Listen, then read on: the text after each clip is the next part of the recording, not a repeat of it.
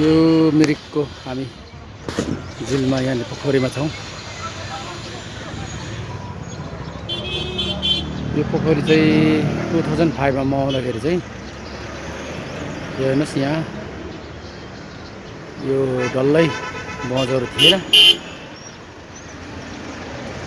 तर अहिले चाहिँ पुरा पोखरी हराएर यहाँ बँझो नै बँझो उम्रेको रहेछ।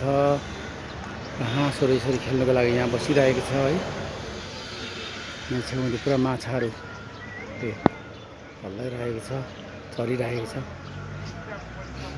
र अहिले पुरै मैला पनि भएछ।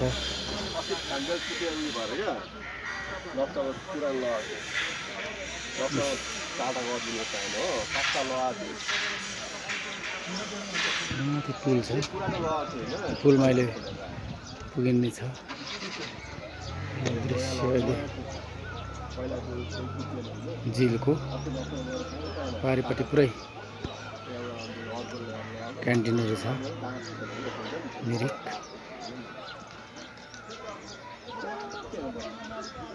बोर्डिङ सुरु भयो यहाँनिर। बोर्डिङमा चढेर जानुहुँदैछ।